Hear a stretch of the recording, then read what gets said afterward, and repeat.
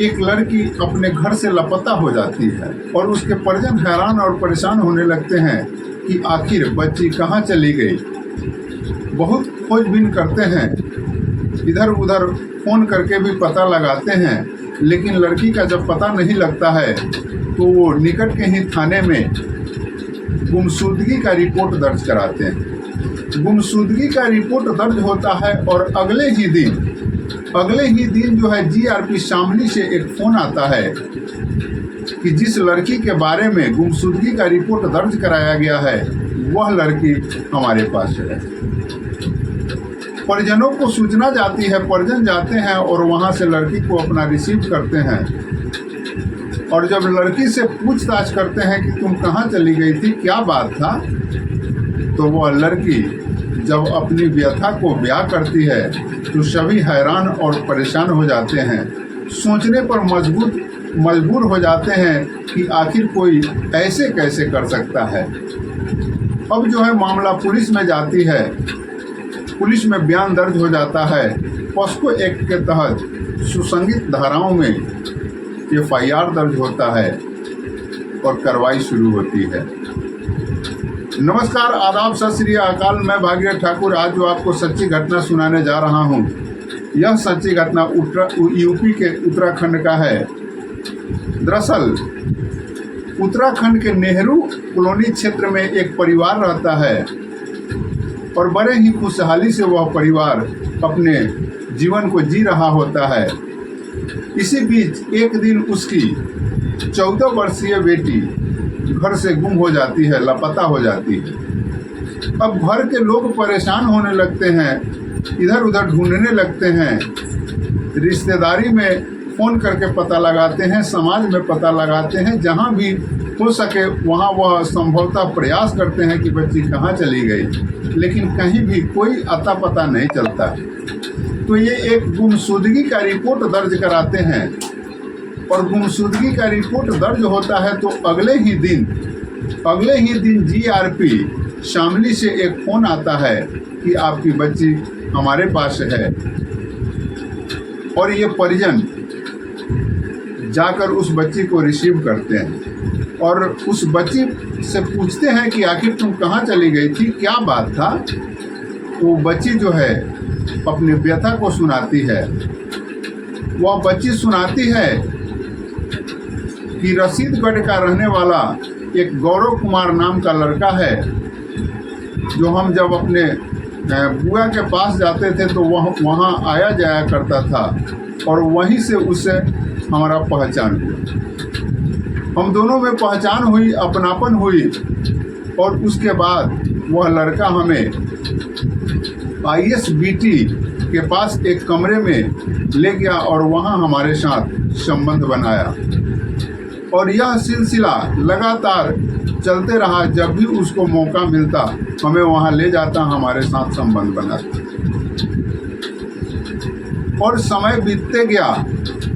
और उस दिन हम घर से जब चली गई तो वही लड़का हमको बुलाया था, उसी लड़का के झांसे में हम आकर के चली गई थी।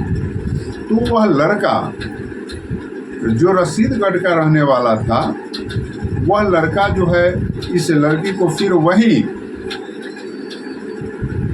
आईएसबीटी के पास जो उसका घर होता है उस घर में ले जाता है और उसके साथ 2 बार संबंध बनाता है। उसके बाद वहाँ से वह लड़का अपने एक उसका मित्र होता है विवेक कुमार, और वह विवेक कुमार के पास लेकर के जाता है, विवेक कुमार के घर लेकर के जाता है। विवेक कुमार सहारनपुर का रहने वाला होता है, सहारनपुर में उसका घर होता है और सहारनपुर उसको लेकर, इस बच्ची को लेकर के वह लड़का जाता है और वहाँ भी रखता है और वहाँ विवेक कुमार भी उसके साथ संबंध बनाता है।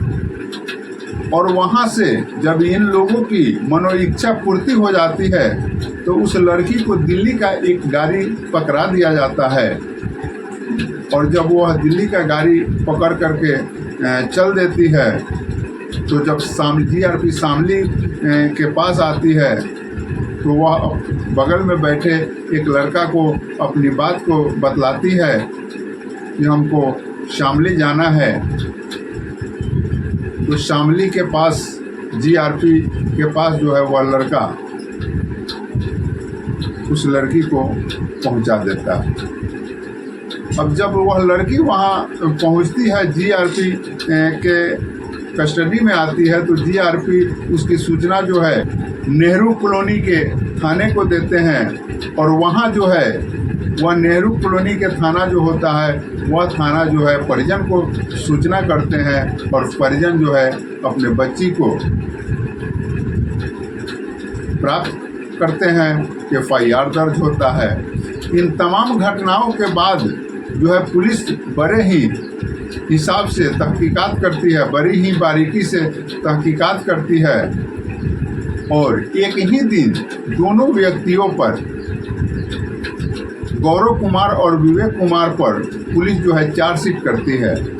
और अब यह मामला जो है कोर्ट में चलने लगता है, और चलते चलते जो है समय आता है फैसला सुनाए जाने का। तो अब कोर्ट जो है, कोर्ट के जो जज होते हैं पंकज तोमर, वो पॉक्सो एक्ट के तहत इन दोनों अपराधियों को, इन दोनों दुराचारियों को 20-20 साल का सजा सुनाते हैं, और 28,000 रुपया जुर्माना भी इन लोगों को लगाते हैं। उस 28,000 के जुर्माने से 20,000 रुपया पीड़िता को मिलेगा, और 8,000 रुपया सरकारी खजाने में जमा होगा। इस तरह से इस घटनाओं को अंजाम तक पहुंचाया जाता है। मित्रों, मैं यह वीडियो किसी को परेशान करने या दुख पहुंचाने के लिए नहीं, अपितु आप सतर्क हो सके, सशक्त हो सके, जागरूक हो सके, इसके लिए लाया हूँ। जरा सोचिए, वह लड़की के साथ लगातार गौरव कुमार का संबंध बनता था।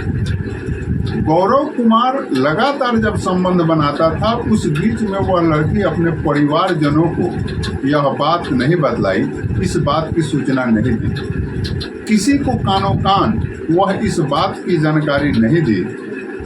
और जब मामला बिगड़ गया तो एक इतना बड़ा बवंडर हुआ।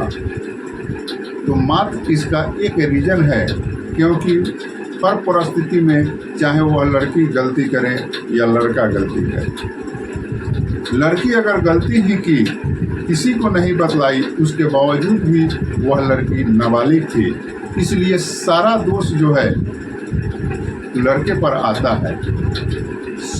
इस घटनाक्रम से यह लगता है कि संबंध स्वेच्छा से बने थे पहले, लेकिन बाद में जब गौरव कुमार अपने साथी के साथ भी संबंध बनवाया, तो कहीं ना कहीं इस लड़की को यह महसूस हुआ कि हमारे साथ ठगी किया जा रहा है, हमारे साथ धोखा किया जा रहा है। और ये सारी घटनाओं को इतना बड़ा, इन दो नौजवानों का जीवन बर्बाद होने तक की कहानी इस घटना में आ गई। इसलिए सतर्कता आवश्यकता है, और ऐसे ऐसे कृत्यों से नौजवान को बचना काफ़ी ज़रूरत है, कारण कि आपका जीवन देश के लिए है, समाज के लिए है, परिवार के लिए है, और उस जीवन को क्षणिक सुख, क्षणिक स्वार्थ में आप यूं ही बर्बाद कर दें, और 20 साल की सज़ा जब आप जेल में काटे तो ऐसा लगे कि आपका पूरा जवानी जेल में ही बीत गया। तो यह मानव जीवन, जिस प्रयोजन के लिए ईश्वर ने आपको भेजा, उस प्रयोजन का तो समाप्ति हो ही जाता है। उसके साथ साथ आपके माता पिता के भावनाओं को, जो इतने दुख और दर्द झेल करके पालते हैं, उनके ऊपर क्या बीता होगा, क्या बीतता होगा, ये आप समझ सकते हैं। बाकी मिलते हैं अगले वीडियो में। अब तक के लिए इतना ही। जय हिंद।